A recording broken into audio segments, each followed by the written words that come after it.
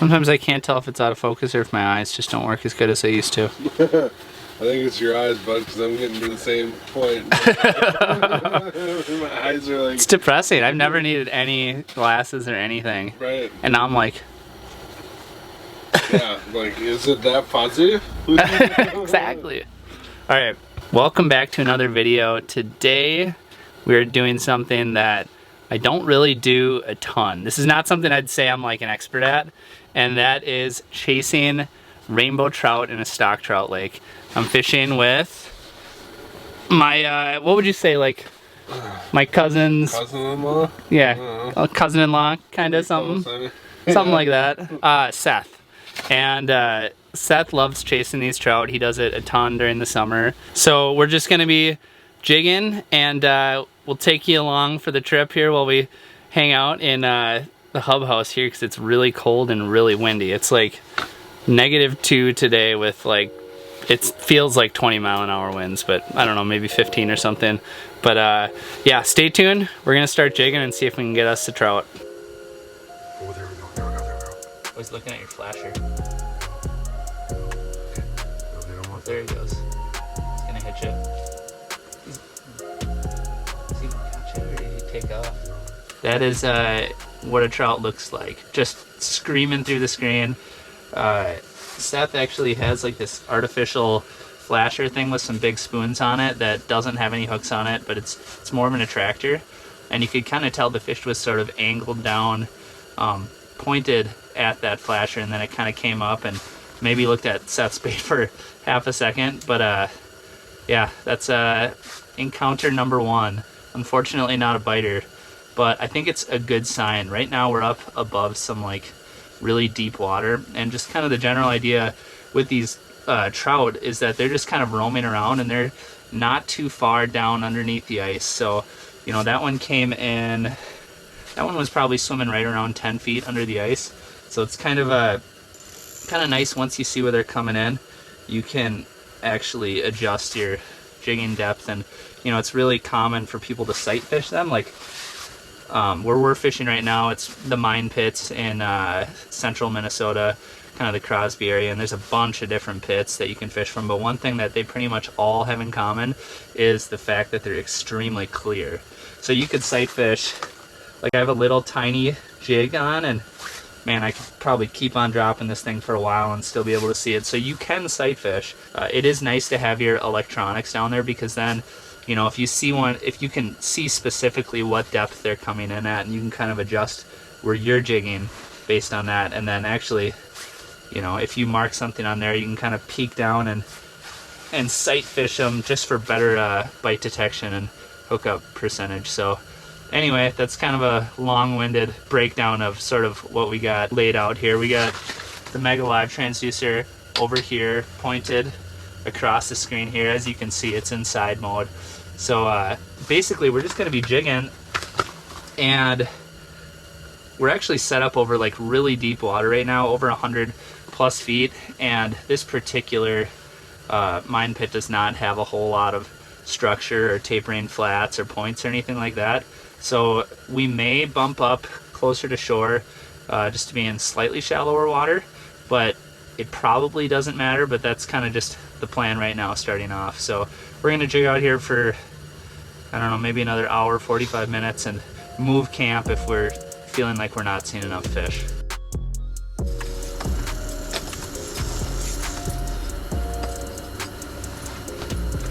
Oh, look at that. Got him. Good job. There we go. Wow, that didn't take long. There we go. Look at that. The little hair jig right on the snoot. And that guy was not going anywhere, because that hook is deep. Yeah, they have a very tough jaw. Which probably means stronger hook sets are probably better. Yes. Okay, pop that puppy out, but that is the first one of the day here.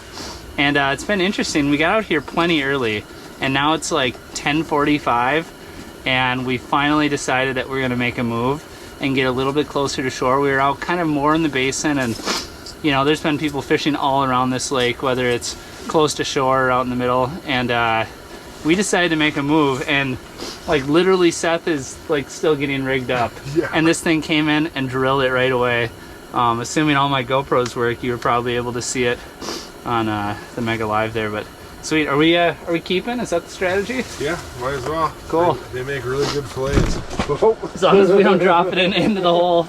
Yeah, trout are super delicious, and what's cool about a lot of the fisheries here in Minnesota, at least, is I think the whole idea with all of them is that they're put and take. So these fish were put in here for the purpose of being harvested, and for that reason, like, we're not gonna get, or it's pretty rare that we're gonna get some of those like big 20+ inchers, but it is entirely possible that we do get one of those. And right now, that guy right there bit on a little pink jig. It's just a little tungsten punch jig, which is a cool little fly deal, and pink is a good color.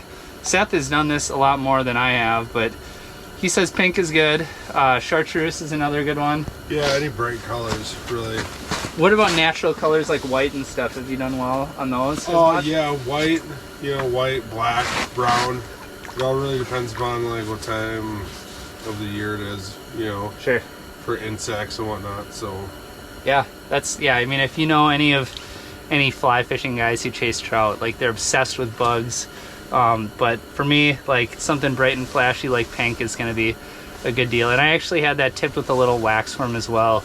On a lot of these stocked lakes, you're not allowed to use minnows, at least, where we're from here. But you can use worms and stuff. So anytime you can use meat, I feel like it probably doesn't hurt to have a little meat on there. So that one actually came up right away and drilled it, and we had a few fish come and look at us at the other spot. But yeah, I think this is a good sign. One thing that's also interesting about this spot is the fact that we're actually up in the shade right now. So it's not high noon yet, the sun isn't straight up. So half of this is not like a huge lake, but it's got really tall cliffs and trees on the side of it. So like half the lake is shaded. So right now we're up in the shade too. I have no clue if that matters or not. And hopefully the audio isn't too bad because we got the heater right behind you. So anyway, we're gonna keep fishing. So they come out of nowhere and Yeah. it's like, whoa. No, dude, that one came right up and drilled it. It wasn't looking. Like, I didn't even have time to go down and sight fish it. That's an interesting thing too, is like the lakes here in central Minnesota that are stocked for trout are like hardcore, extremely clear, like some of the clearest water in like the whole region. Extremely clear, so it's not uncommon for people to sight fish. They have the place, the restaurant, and then they have the other location that does the delivering. But Crosby doesn't have that. Oh, you're gonna get bit. You just got bit. Oh no, you didn't. Okay. I thought maybe it had your bait. I couldn't see your bait anymore. Well, that's what happens once you start thinking about food. That's exactly it. Seth was on his phone looking for we were actually thinking it would be cool because there's a resort right over there, to actually just order in some pizza, get it delivered to the resort, and go up and grab it. So I think we're definitely going to be eating pizza this afternoon. But of course, like the one time you go on your phone, Yeah. it's actually a rule. If you are looking to attract more fish to your hole, pull out your phone. So anyway, that's another fish in the new location. So I'm pretty happy that we made this move. And some of the other fish too, I noticed we had kind of theorized that like maybe where we were sitting was kind of a transition area between different spots that the trout like to go and feed. Because a lot of the fish that we did see on the screen were kind of just like running along kind of like the bottom, maybe 30 feet down or off to the side, and they weren't looking at our baits. But since we've made the move up into well, this was about 50 feet right here, right? Yeah, it's about 50 feet. Yeah. 50 feet, give or take. Both of the fish that we've seen so far have actually came right up to the bait. The first one smoked me, and the second one might have smoked you if you had it in your hand. So, Yeah. Anywho, happy with the move at least. Hey.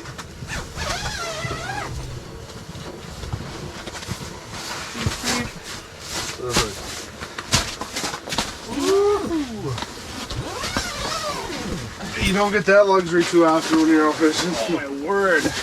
You know? I would do this every day.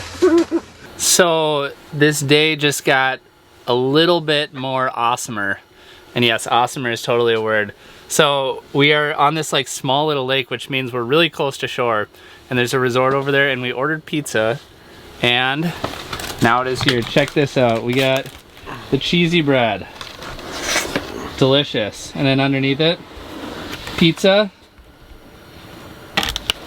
And then of course fountain pops. So we are all set up in here. We're warm. What do you think, Seth? Is this is not like the worst thing you've ever done? It doesn't get much better than this, to be honest. It makes me want to like come back and do this more often, because I mean, anytime that you can order pizza and have, like, I had to walk like 2 minutes to shore to go pick it up. So this is pretty enjoyable. I don't hate this. So that one just came in, gave us a good honest look, but didn't bite. And it's interesting, it seems like today a lot of the fish are actually coming really pretty deep, kind of anywhere from like 15 to 30 feet, which is, I just bumped down the bottom end of the range here, but coming from kind of the bottom of our screen here. And it's interesting because some days you'll come out here and like a lot of the fish will be way up in that top 10 feet or so. Yeah. So it's just interesting. It kind of depends on the day. And you know, we're kind of at the very front end of like a big cold front here too. So maybe, who knows, maybe that's pushing them down a little bit. Tough to say. Ooh. It's coming for years now.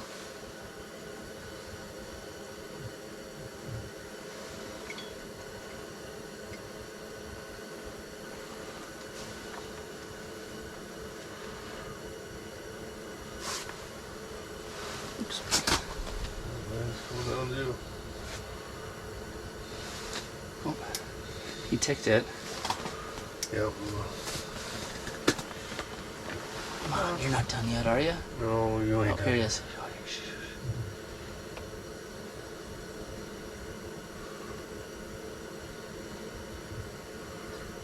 He's coming to you. Over to you. He's gonna drill you.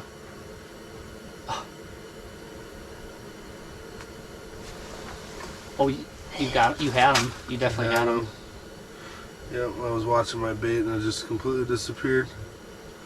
It's a nice one too. It is. He's super active. Yep. If you could turn around one more time and give us one more shot. Come on, one more shot, baby. It's not looking good. No. That was disappointing.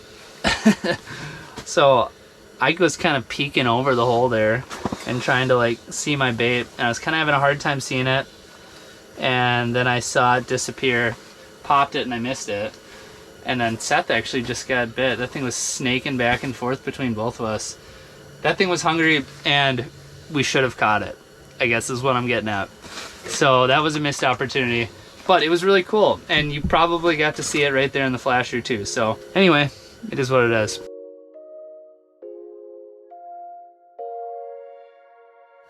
Oh, I think you got him to turn around with that. They're definitely being a little snotty today. Yeah. I don't... Seems like we've only had a couple that were really tuned up.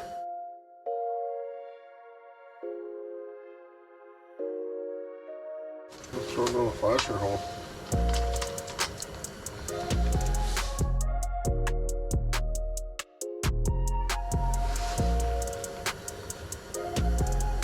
This is sunny. Sunny? That's what it was. It didn't look like a trout.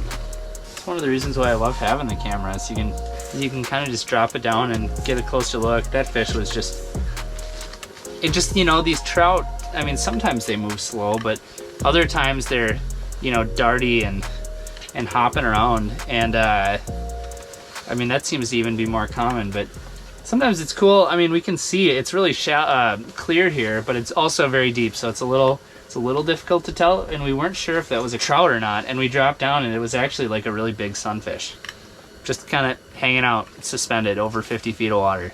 So that is that's kind of interesting, and that's why the underwater camera can be kind of cool. Well, before we go, we're kind of starting to pack things up right now. I know I'm going to get questions because it seems like, especially when I fish for like alternative species, people always want to know like what the rod reel line setup is. Just because, you know, obviously like when you're going out fishing, you want to be rigged up correctly. Like if you're a walleye guy and you decide you're going to go crappie fishing and you go out there with like 6 or 8 pound test, like you're just not going to do quite as well.